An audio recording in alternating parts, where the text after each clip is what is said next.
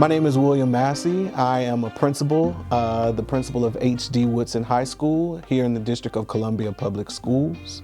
I have a bachelor's degree in public policy from Michigan State University, a master's degree in educational administration from Concordia University, Texas, and I am currently pursuing my doctoral degree at Howard University in educational leadership and policies. This is the Black Principals Project, and I am a proud Black principal. Woodson is a majority Black school, 95% African American. When it comes to hiring practices inside of my school, I am definitely conscious of ensuring that representation in the school is present, is there. There are key experiences for students when they're able to connect with educators who are the same color as them, but it is definitely more affirming to them to see teachers who look like them, and even more affirming when they have teachers who come from the same city.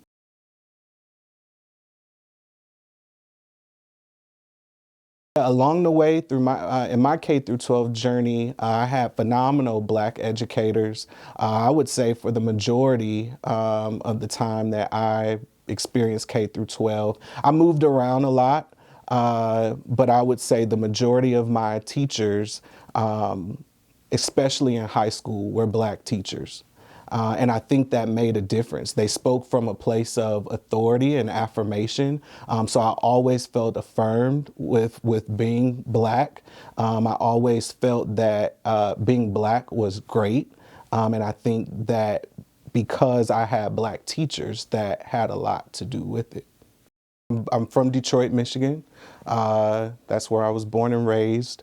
I attended public schools my entire life. I attended Michigan State University for my undergrad. Senior year of undergrad, I shook up a bag. I had Dallas and Charlotte in a hat. I knew I wanted to be an educator because I had teachers who just motivated me. I had a second grade teacher, Miss Ortwine, who said, "You're going to be a teacher." For me, I never knew how much that comment would impact my decision in terms of becoming an educator, because my senior year of high school, I said, well, I'm going to go to law school, practice law, get involved in small politics, and I was going to run for president in 2028. But I was going to teach in order to pay for law school. But I got involved in education, and I just never left. And so I shook the bag up. Dallas and Charlotte was in a hat, and Dallas is what I pulled out. I took off to Dallas, started teaching, got involved in some instructional coaching, became an assistant principal. And I accepted my first principalship in DC, Washington, DC. I actually had the opportunity to teach at the school I graduated from temporarily. And from there, I went down to Dallas, and it was all she wrote.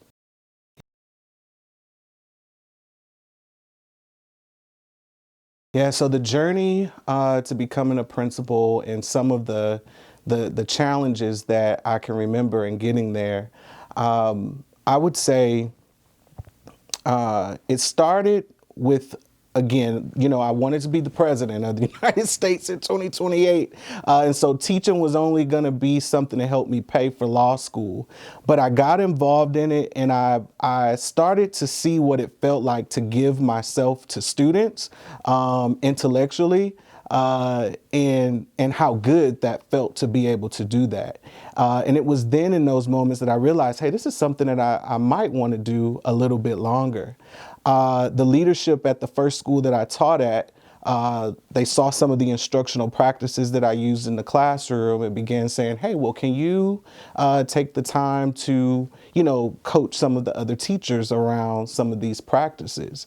And I was, at that time, so new to it, I was nervous, like, whoa, they really want me to be able to show them how to teach. And from there, I said, well, I'm someone who wants to make sure that I'm able to speak from a space of effectiveness and coach from a space of effectiveness. And so I went and started my master's in educational leadership.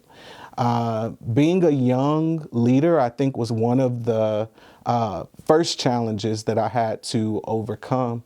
It was something where I knew I could do it, but I always questioned myself. Do I believe that others who had been a part of education for a longer time, did I feel that, they would be accepting of the practices? But through the years of experience and being a coach and then becoming an assistant principal and being a principal, that challenge kind of went away as experience built up. I began to worry a lot less and realize that age, it was more of a factor of how someone else received it versus how I needed to perceive it. My job was to make sure that I am helping develop educators on behalf of supporting children. And so once I realized that initial challenge was big for me. It was it was really I was always self-conscious about it initially. But just through working with educators and having a growth mindset, I began to work with educators and surround myself with educators who had a growth mindset as well. I also had a mentor who was very instrumental in helping me be able to overcome that challenge of being a young leader. Dr. Cobb, she was experienced. She was a professor of mine while I was getting my master's. I actually had my first assistant principalship under her as well. And so she was kind of more like a mother figure, to me. And so it was a blessing. She really helped me overcome that. Of course, breaking into the ranks, you want to be respected for for me, it was important to be respected for my intellect and what I could do in the classroom in terms of instructional practice. And I think there's a thought that Black men in education, we are good for discipline. And so they, put us with the toughest students or with the toughest schools. Lucky for me, I wanted that. I wanted to be, in the schools that had the most school dependent children in them because I came from that environment and I really wanted to make sure that I was fulfilling my promise to myself that I wanted to give back to those who poured into me. So when I wake up and I go to school each morning, my motivation is to make sure that I am giving the best experience to the young people who walk through my doors in the building, giving them the best educational experience that's instructionally, ensuring that they are learning in an environment that they feel safe and supported in, and that I'm preparing them for their post-secondary pursuits. And I got that from just what was poured into me. All the educators along my journey, K through 12, that poured into me. And so that motivates me to be able to give that back, to them.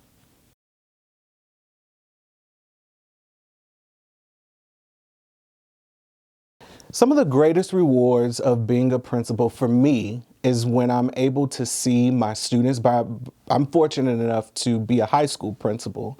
And so being able to see them go out into the world, when they graduate from college and I see them in different jobs or I see them in the grocery stores and they say, oh, Mr. Massey, I'm doing X or I'm doing Y or I'm doing Z. And it's that to me is the most fulfilling feeling. There's no feeling like that.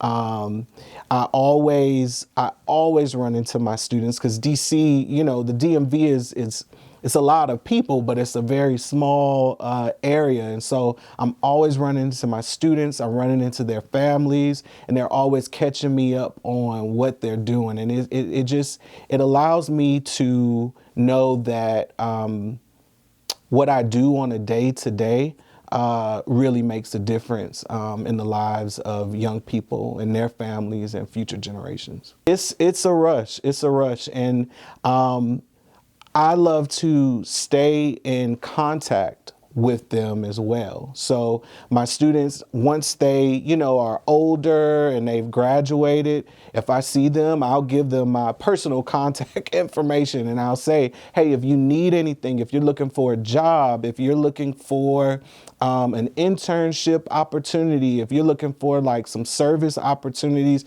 just to gain some exposure, you let me know, just so that way they understand that the relationship didn't end just because you walked across the stage. You have a supporter for life in me. And so I love my students. Now having my own child, my hope is that, my child has educators who cares about him along his journey as well.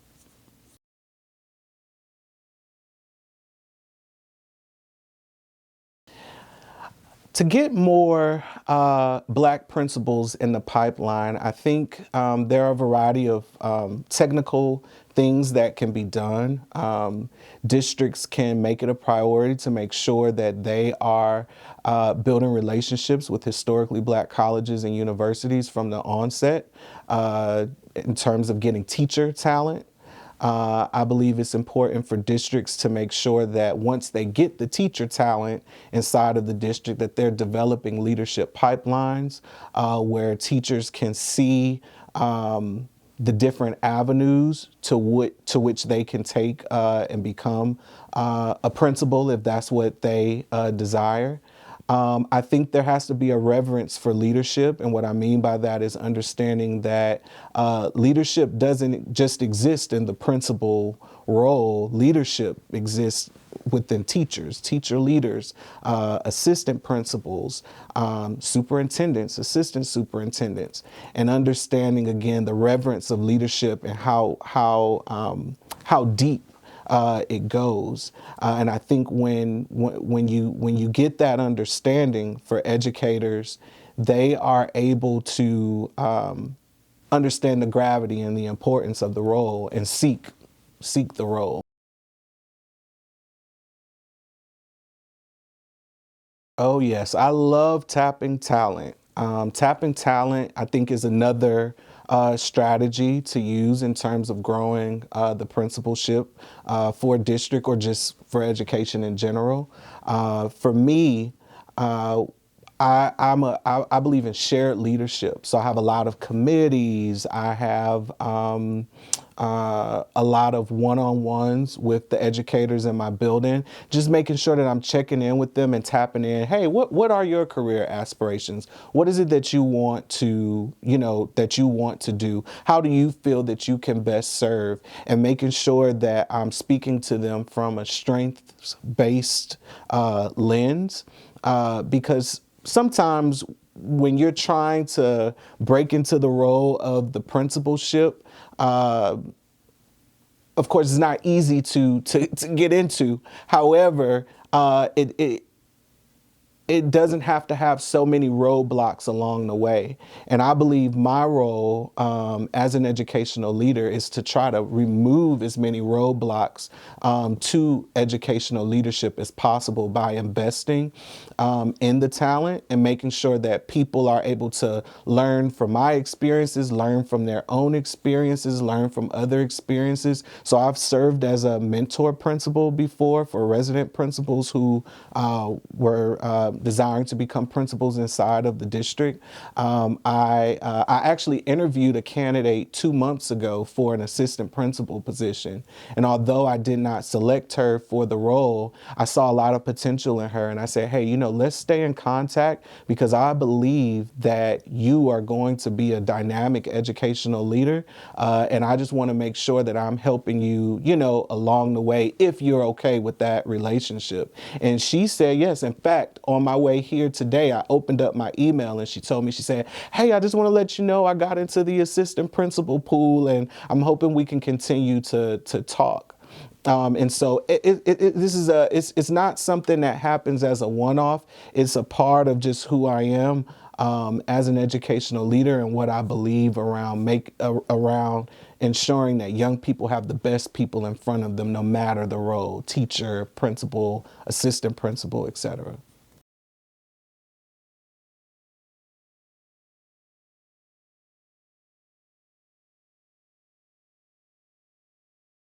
When it comes to being a Black principal, I want for people to know that if it's something that you desire to obtain, yes, you can do it. Yes, there's room for you at the table.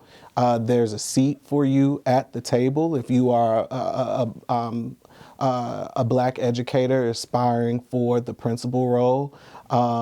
Get rid of the imposter syndrome that sometimes societal pressures will try to make you feel.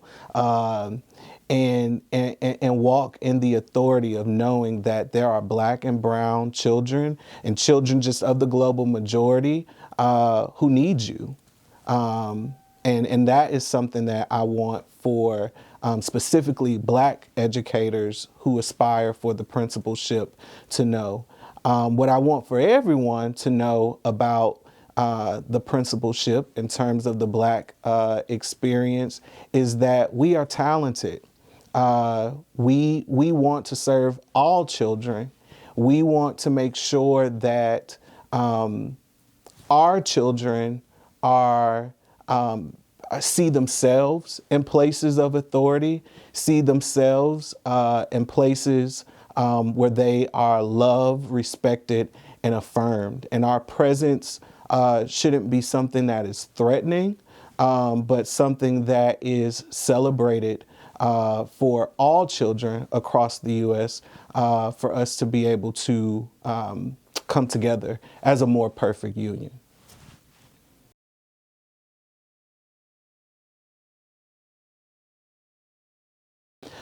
What I would say to Black educators who are on their journey to the principalship is be encouraged, stay strong, and know that there is some Black boy, Black girl, brown boy, Black girl, white girl, whoever. They're waiting on you, and they're waiting on you to provide an experience for them that is going to make them and shape them into all that they are supposed to be.